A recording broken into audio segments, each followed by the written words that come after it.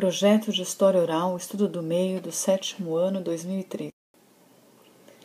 No nosso estudo do meio, realizaremos algumas entrevistas e precisaremos nos preparar para esses momentos, por dois motivos principais: para que consigamos aprender o máximo que pudermos com os entrevistados e para que possamos alcançar os nossos objetivos de trabalho, aquilo que a gente espera dos entrevistados.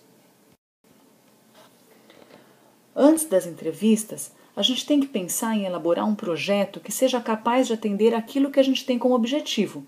E esses objetivos, óbvio, eles serão atingidos com o auxílio de alguém, que é o entrevistado, que pertence a um determinado grupo social e que tem algo a nos dizer. E a gente tem que saber que esse é um trabalho colaborativo, né? Nosso, entrevistadores, com eles, entrevistados. Por isso é necessário que o processo ele seja todo previsto pelo projeto inicial de pesquisa e depois pela correta análise das entrevistas. Todas as fases da pesquisa em história oral dependem da gravação e do seu papel fundamental, pois é só a partir dela que o nosso documento, que vai ser analisado depois, passa a existir. Sem a gravação, sem anotações no caderninho de campo, a gente não pode trabalhar depois, porque é difícil lembrar de tudo que foi dito pelo entrevistado. Então, esse nosso projeto inicial terá como etapas, a serem realizadas antes da viagem, a definição de um título para cada uma das entrevistas a serem realizadas, das 4 entrevistas, a definição dos objetivos de cada uma dessas entrevistas, o planejamento do material de uso, gravadores, cadernos de campo e bloco de notas, definição de quais membros dos trios ficarão responsáveis pelas perguntas a serem feitas nas entrevistas, definição dos locais de gravação e do tempo a ser empregado em cada uma das entrevistas, a forma como será realizada a passagem das gravações do registro oral para a forma escrita, para o texto. Depois, combinado sobre a conferência do resultado final antes da partida do local da entrevista, ou seja, a gente tem que fazer uma checagem prévia do que a gente conseguiu fazer em termos de anotação, em termos de gravação, lá no momento em que a gente ainda está com o entrevistado. E depois, por último, a gente vai discutir qual uso a gente vai fazer do texto depois que ele for transcrito. Uma primeira etapa muito importante é o título. O título é uma parte extremamente necessária dentro daquilo que é preparatório para cada entrevista. Por quê? É com a escolha do título que nós temos uma prévia do que a gente vai conseguir a seguir. Porque quando a gente define um título, a gente também está pensando nos objetivos que a gente quer alcançar. Então, no título a gente tem que levar em consideração o quê? O assunto que a gente vai abordar na entrevista, qual é o principal assunto a ser abordado e o espaço e tempo do caso estudado, ou seja, o que a gente vai falar, né? Onde aconteceu isso, o espaço em que aconteceu esse nosso tema e o tempo, né? É alguma coisa recente, é uma coisa que aconteceu no passado, a gente precisa, né, definir tudo isso antes, né? E aí então a gente vai definir os objetivos da entrevista, os porquês da realização daquela entrevista e da escolha desse entrevistado.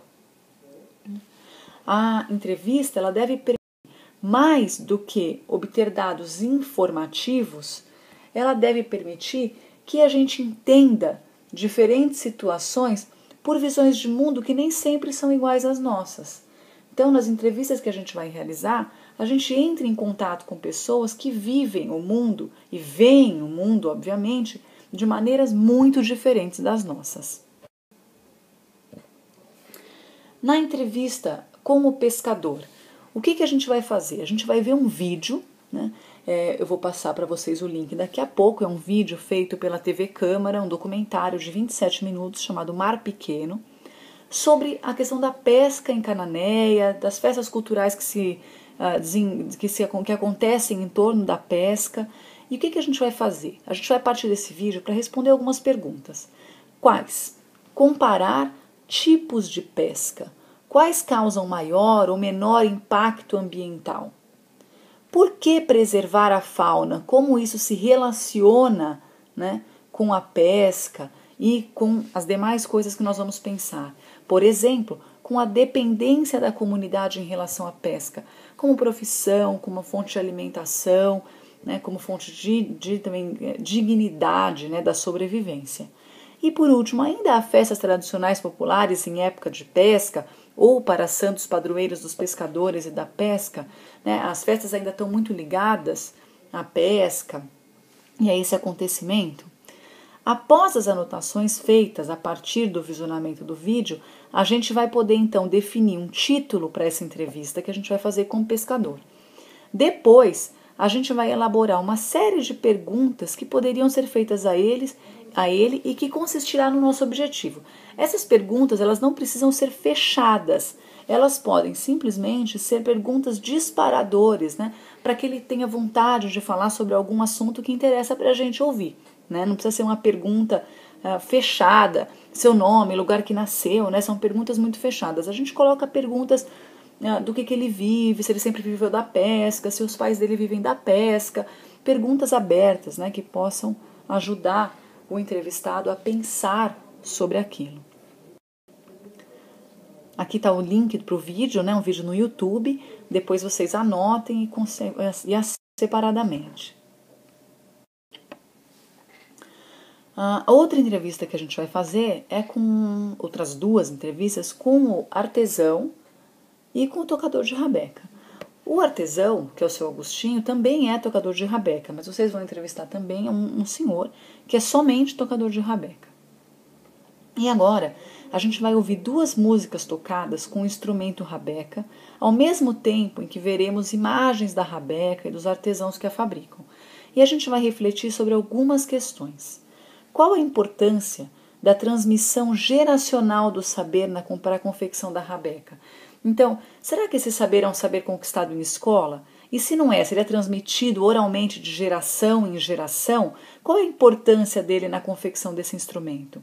E aí, qual a importância da oralidade, da tradição oral, na reconstrução da história desse instrumento? Como se passou a tocar rabeca no Brasil? Como os rabequeiros aprendem a tocar? Onde os rabequeiros tocam? Eles sempre tocaram nesses espaços? Qual é a madeira utilizada na construção da rabeca? A madeira encontrada onde? Essas são questões que podem nos fazer refletir. Agora vamos ver as fotos e ouvir a música.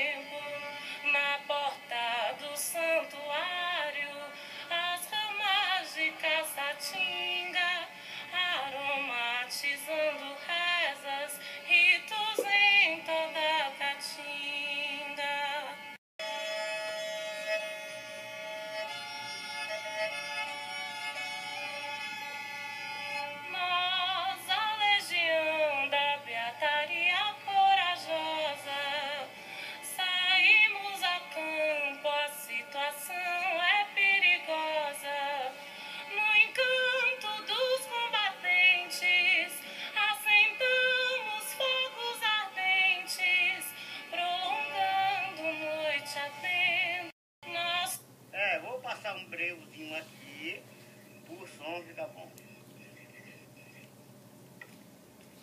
Agora vai.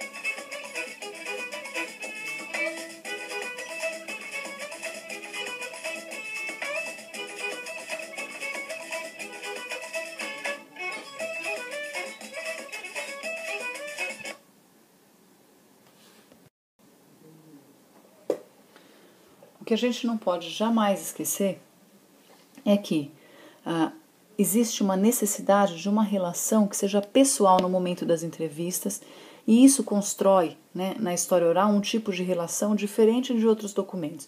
Quando você lê um texto, você não precisa se relacionar pessoalmente com aquele texto. Mas quando você está se relacionando com um ser humano que está dividindo com você, partilhando com você a história dele, ele está dando para você aquela história para que você faça com ela o que você quiser. Então esse momento, apesar da gente querer naturalizar muito esse momento, transformando ele numa conversa normal, não é muito possível isso, porque dar entrevista não é um ato banal. A pessoa que dá entrevista, ela está ali tentando encontrar uma maneira de contar a história dela da melhor maneira possível, de uma maneira que você entenda, mas que também não atrapalhe, né, a vida dela dali para frente. Então, o que a gente está ali, a gente tem que saber que a gente está se relacionando com alguém que está fazendo para a gente, está fazendo com a gente um trabalho colaborativo. Né? A gente encontra ali o outro, e ele é dono da história dele, que ele agora partilha com a gente para que a gente possa trabalhar em cima da história dele e construir dali uma nova história. Por fim, a segunda etapa, então, depois que a gente já conseguiu trabalhar todo esse projeto inicial, que é a parte mais importante, a gente vai iniciar a entrevista. Antes de iniciar a entrevista, sem a presença do entrevistado, o que a gente vai fazer? A gente tem que testar os equipamentos, né, para a gente não correr o risco do gravador não funcionar, da gente não ter um lápis apontado, da caneta não funcionar, o caderninho não está dentro da bolsa. Então a gente vai checar tudo isso antes.